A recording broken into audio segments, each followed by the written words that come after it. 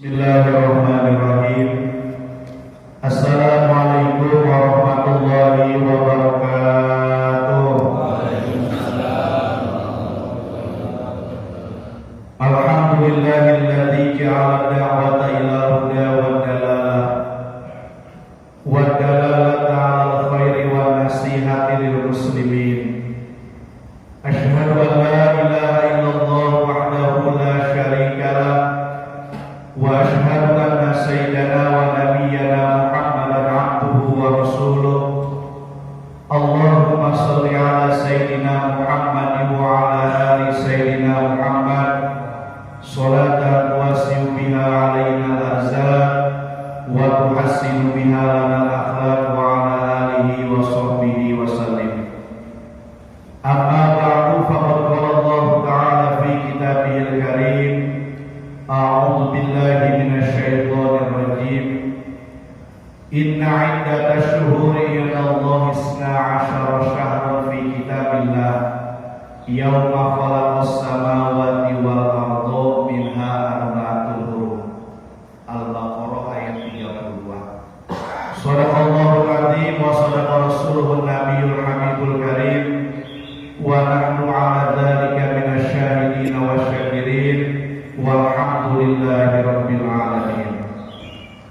Ma'asyiral muslimin wa jumratal mu'minina rahimakumullah, yang sama-sama kita muliakan para alim ulama, para asatidz kiram, para guru-guru kita yang hadir pada kesempatan kali ini, wabil khusus al-mukarram Bapak Ustaz Samsudin Sarjana Agama, wabil khusus Bapak Amil, Bapak Haji Imin yang sama-sama kita muliakan, Sohibul Wilayah, pengurus Musola Al-Ittihad RT 24 RW 11, Al-Mukarram Bapak RT Wawan Hermawan dan Abah Misan Kesepuhan di RT 24 RW 11, Bapak-bapak aparatur pemerintah, Bapak Kadus, Bapak RW, Bapak RT, Bapak Kasih Pelayanan, yang mohon maaf tidak kami sebutkan namanya,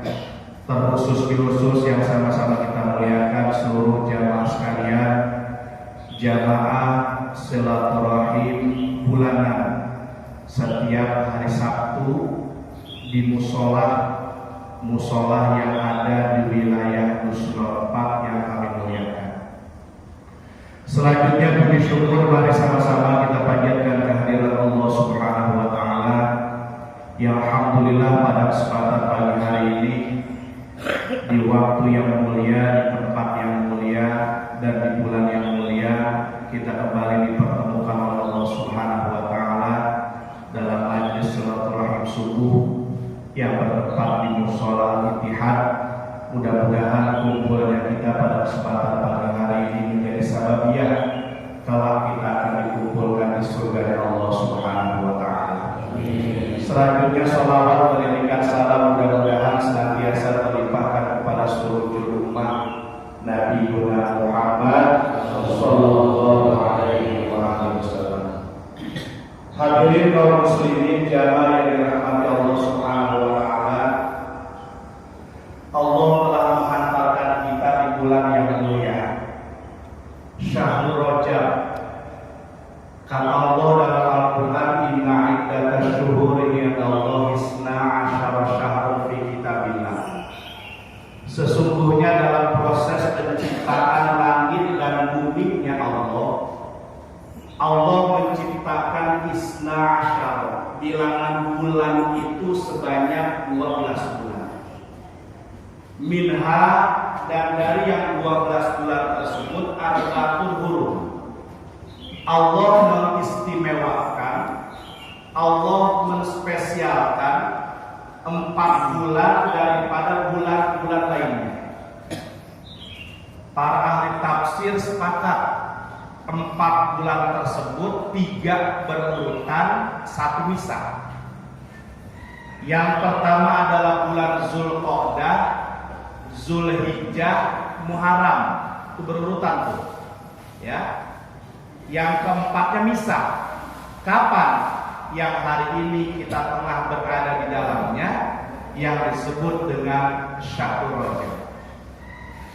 Kata Rasul, inna Rajaba syahrullah wa sya'bana syahri wa ramadhana syahrul ummati. Bulan Rajab itu adalah bulannya Allah. Bulan Sya'ban setelah Rajabnya itu bulannya Nabi.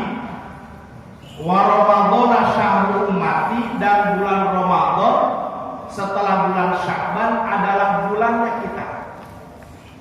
Maka dalam hadis yang lain kata Rasul, bulan Rajab itu bulannya menanam, bulan Sya'ban itu bulannya merawat, bulan Ramadan itu bulannya memetik hasil. Maka jangan harap kita memetik hasil dari sebuah proses yang kita tanam kalau kita tidak menanam pada bulan Rajabnya. Maka kemudian pada bulan Rajab ini Pak, Allah Subhanahu wa taala dengan dicontohkan oleh Rasul banyak melaksanakan amalan-amalan sunnah. Karena kata Rasul, Rajab itu disebut juga dengan Syahrul Miqat, bulan di mana batas awal kita lebih mengencangkan aktivitas ibadah kita kepada Allah Subhanahu wa taala. Agar apa? Agar tentunya nanti pada bulan Ramadan seluruh aktivitas ibadah kita sudah terbiasa. Pak, kalau kita kagak biasa puasa, ya pasti nanti di bulan Ramadan anatomi tubuh kita, Pak, jasmania kita kaget. Coba deh. Ya. Kalau kita kagak biasa puasa Senin Kemis misalkan, kita dek baik nih masuk ke bulan Ramadan, pasti anatomi dalaman tubuh kita bahasanya mungkin usus dan sebagainya pasti kaget. Ya. Makanya Rasul mencontohkan, memerintahkan di bulan Rajab ini ada amalan-amalan sunnah. Di antaranya adalah puasa pada bulan Rajab. Agar apa? Agar mikot, batas awal kita untuk lebih mendekatkan diri kita kepada Allah bisa maksimal nanti pada bulan suci Ramadan. Maka inna Rajaba syahrullah wa sya'bana syahri wa ramadhana syahrul ummati. Bulan Rajab itu adalah bulannya Allah, bulan Sya'ban adalah bulannya Rasul, bulan Ramadan adalah bulannya kita, bulannya umatnya baginda Nabi besar Muhammad sallallahu alaihi wasallam. Hadirin kaum muslimin jamaah yang dirahmati Allah. Oleh karenanya patut Pak kita bersyukur kepada Allah Subhanahu wa taala. Alhamdulillah hari ini kita masih diberikan kekuatan jasmaniah, diberikan kekuatan ruhiyah, sehingga pada kesempatan subuh ini kita bisa bersyukur, berterima kasih kepada Allah dijadikan orang-orang yang bisa bersilaturahim pada kesempatan pagi hari ini. Ya, karena kalau udah hambatan tanggal ya Pak, malas, udah susah udah. Ya. Ngajinya sholat tanggal udah titik Pak. Kalau udah yang diajakin tanggal udah susah. Kenapa? Karena kita ngajak, kewajibannya ngajak. Gak mungkin kita narik-narik mereka buat ngaji. Kita kewajibannya mengajak. Kalau yang udah diajaknya tanggal, yang udah diajaknya malas sudah selesai. Ya. Hadirin kaum muslimin yang dirahmati Allah. Oleh karenanya pada kesempatan pertemuan kali ini, izinkan saya menyampaikan salah satu doa yang didawamkan oleh Rasul. Doanya tentang nikmat bersyukur, ya Pak. Biar pertemuan kali ini kira-kira ada tapaknya, bukan hanya sekedar kita mendengarkan, tapi juga ada minimal doa yang kemudian bisa dihafalkan, dibaca, dan harapannya bisa didawamkan. Doa sempurnanya itu, kesunahannya itu memang menggunakan bahasa Arab. Tapi kalau kita kagak hafal, kagak bisa menggunakan bahasa kita. Ikutin dulu Pak. Bismillahirrahmanirrahim. Allahumma lakal hamdu syukra. Allahumma lakal hamdu syukra. Walakal mannu fadla. Walakal mannu fadla. Wa anta rabbuka haqqa. Wa anta rabbuka haqqa.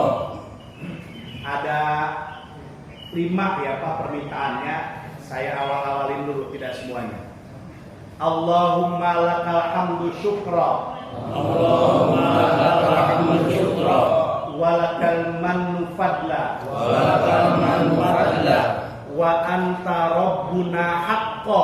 Wa anta rabbuna haqqa. Lagi Pak. Allahumma lakal hamdu syukra. Walakal mannu fadla. Wa anta rabbuna haqqa. 3 ya. Wa nahnu abiduka riqqa. Wa nahnu abiduka riqqa. Wa nahnu abiduka riqqa.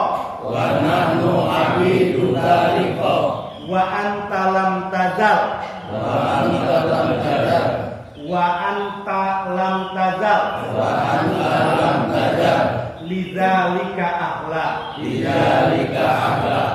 Ada 4 ya Pak permintaannya. Allahumma lakal hamdu syukra. Walakal mannu fadla. Wa anta rabbuna haqqa. Wa nahnu abiduka riqqa. Wa anta lam tazal lidzalika ahla. Ada 5 maaf ya. Allahumma lakal hamdu syukra. Walakal mannu fadla. Wa anta rabbuna haqqa. Wa nahnu abiduka riqqa. Wa anta lam tazal lidzalika ahla. Ya. Udah lagi sekali lagi dah. Namanya apa semua namanya Bah ya. Bila kita pernah baca ya. Bismillahirrahmanirrahim. Bismillahirrahmanirrahim. Allahumma lakal hamdu syukra. Allahumma lakal hamdu syukra. Allahumma lakal hamdu syukra. Allahumma lakal hamdu syukra. Walakal mannu fadla. Walakal mannu fadla. Wa anta rabbuna haqqa. Wa anta rabbuna haqqa.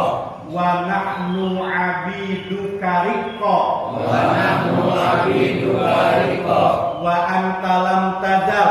Wa anta lam tazal. Lidzalika ahla. Lidzalika ahla. Sampai apa langsung ya?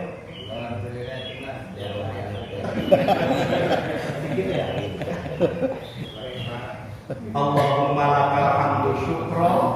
Walakal mannu fadla.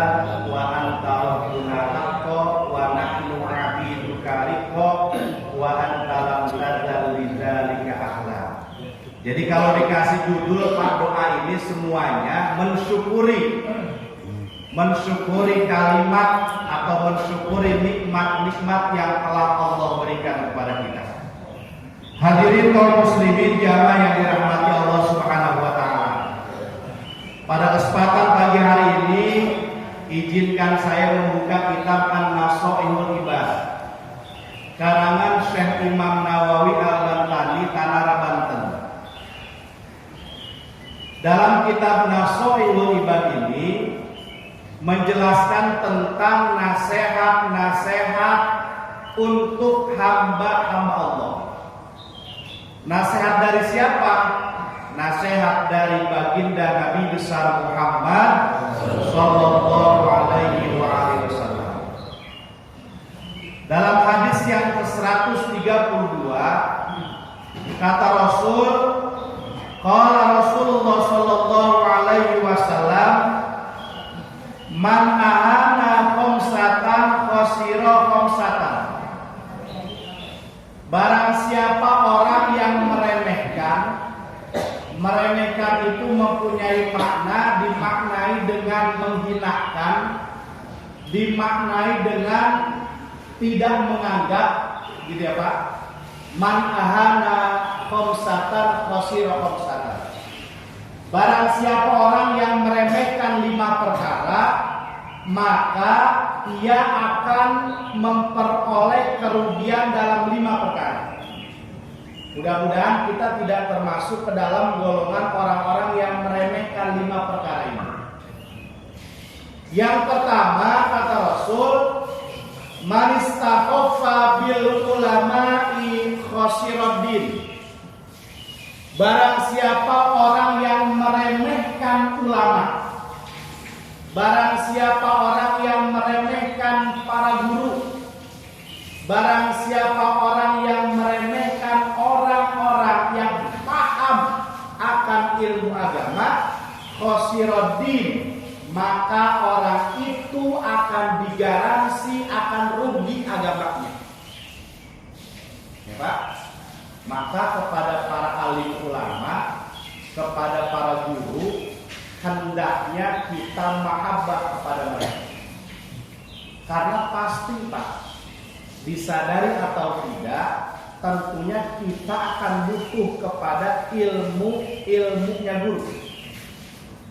Contoh misalkan, ya, kalaupun misalkan kita dalam keseharian kagak terlalu dekat lah sama orang-orang yang faqih dalam bidang agama. Coba kalau misalkan dalam keseharian, ya, ada bagian daripada keluarga kita yang meninggal, itu pasti yang akan ditanya, pasti akan yang diminta tolong, pasti orang-orang yang akan dipanggil, pasti orang yang faqihuddin, orang-orang yang akan faqih, orang-orang yang paham akan agama.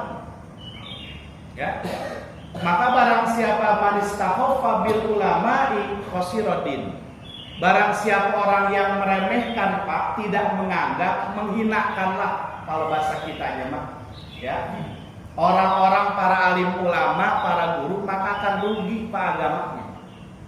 Selain dia memang tidak punya ilmu agama karena tidak mau datang ke majelis-majelis ilmu, juga akan rugi dalam kehidupan beragamanya. Padahal disadari atau tidak, dia akan butuh kepada orang-orang yang paham akan bidang agama. Ya. Yang pertama, kita hendaknya menjauhkan dari sifat meremehkan para alim ulama. Wa man istakhaffa bil umara'i khasirad dunya.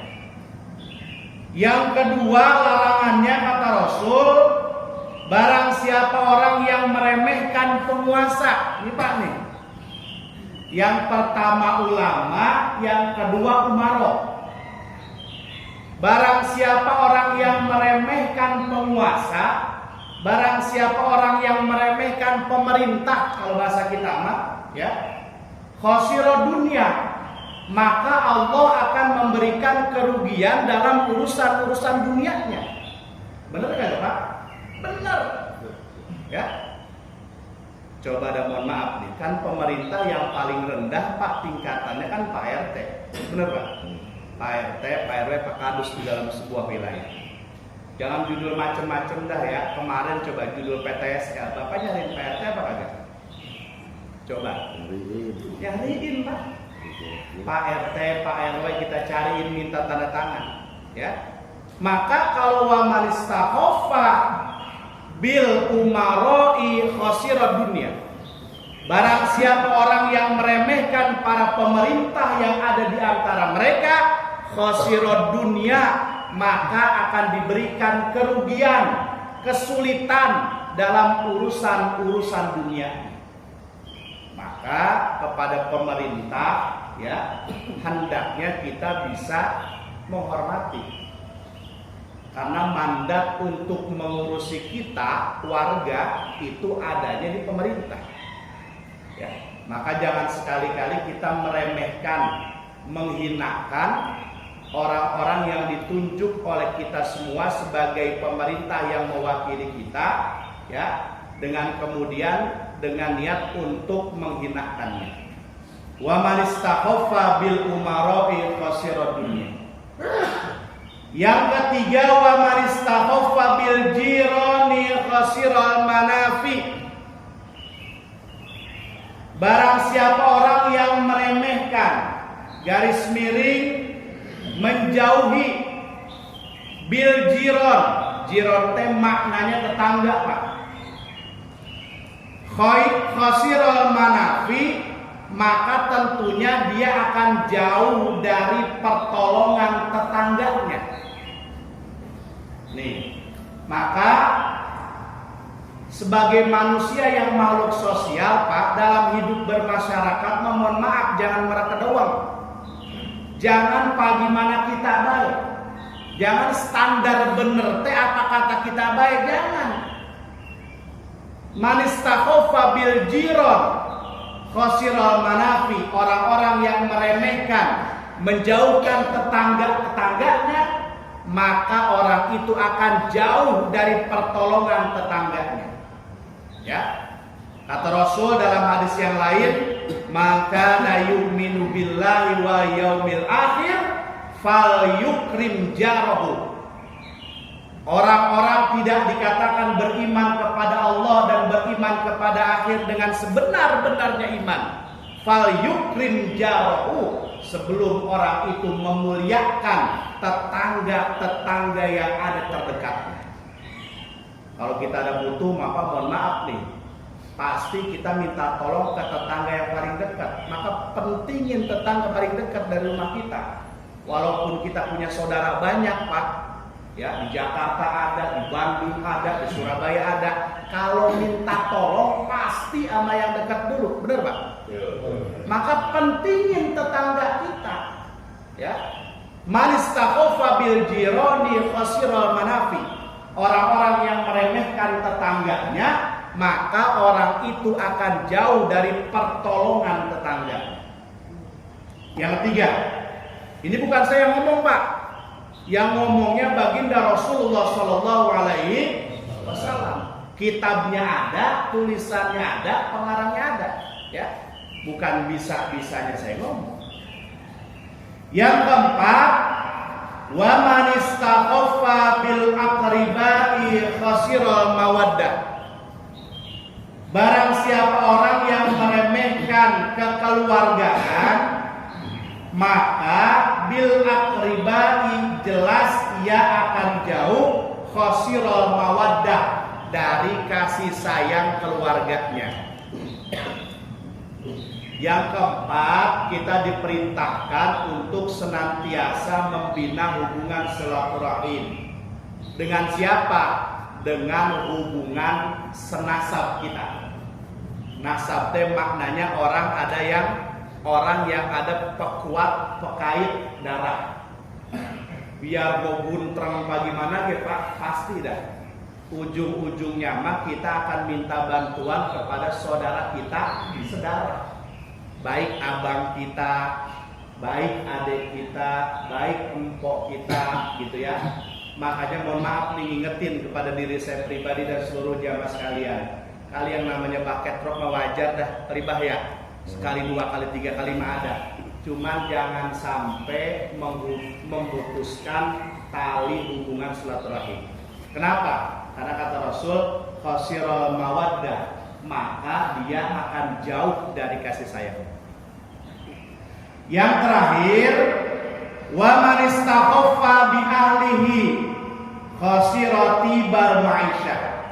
Yang kelima ini, Pak, penjelasan dari yang keempat. Barang siapa orang yang memutuskan tali hubungan kekeluargaan, maka ia akan diberikan kehinaan di hadapan Allah Subhanahu wa taala. Tibal ma'isyah maknanya adalah orang yang akan diberikan kehinaan. Dalam hadis yang lain kata Rasul, isnani la yanzurullahu ilaihima yaumal qiyamah qati'ur rahli wa jarus sawi.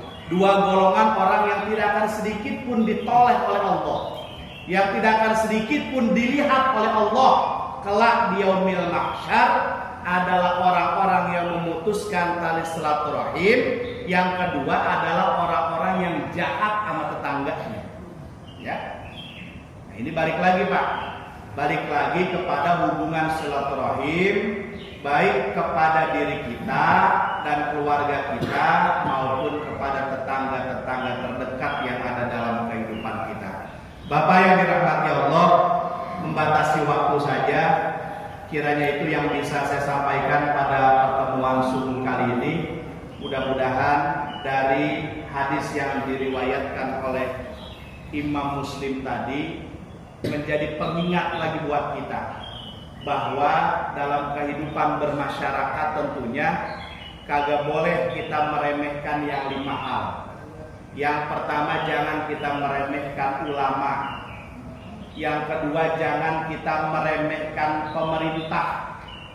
Yang ketiga, jangan kita meremehkan tetangga. Yang keempat, jangan kita meremehkan hubungan saudara senasab. Yang kelima, jangan kita memutuskan tali silaturahim kepada keluarga dekat kita maupun kepada tetangga-tetangga yang ada dari bagian dalam kehidupan sehari-hari kita. Kiranya itu Pak yang bisa saya sampaikan.